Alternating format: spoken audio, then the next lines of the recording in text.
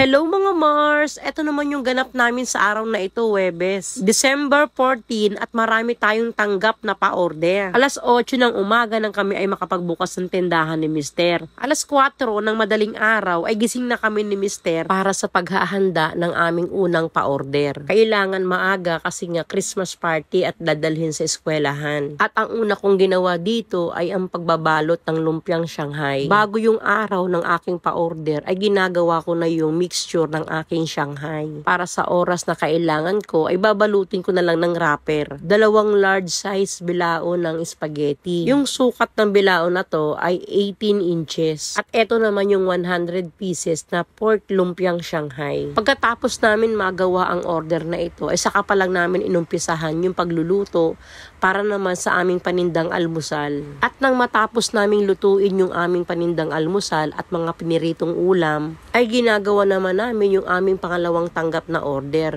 Alas 11 ito ng umaga na pipick upin ng customer. Yung ginawa ko namang lutong order dito ay puto paw at yung palabok, kalderetang baka at yung Bicol Express. At ang susunod na order na aking gagawin ulit ay yung pipick upin ng alas 12.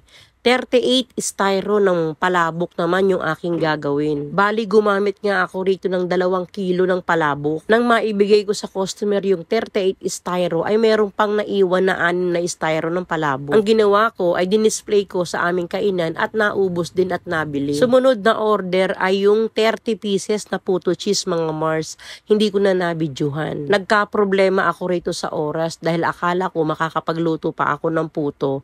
Kasi yung una kong naluto ay puro puto paw lang. At kailangan na ni customer yung 30 pieces na puto cheese na tag 5 piso. So ang ginawa ko dahil wala akong maibigay na puto cheese, yung sobra kong gawa na puto paw na 30 pieces, yun na lang yung aking binigay. Kasi kailangan na dahil Christmas party rin sa eskwelahan. At yung sumunod kong order ay pipick upin ng alas 2. Nasorpresa ako sa order na to mga Mars kasi wala ito sa aking listahan. Nalaman ko na lang nang mag-update si customer sa aking anak at nasabi ng aking anak na meron pala akong pa-order na mix bilao. Medyo mahirap yung proseso nito kasi 3 kakanin yung kailangan kong lutuin. Biko, maha blanca at puto paw ang gusto ni customer. Kaya naman, nagluto agad ako ng puto. Tapos si Mister ay nagluto agad ng biko at ng maha. At nang matapos ito, ang sumunod naman ay yung alas 4 yung pick up. Marami yung order ni customer. Bali 6 na item. Meron siyang isang bilao na pansit bihon,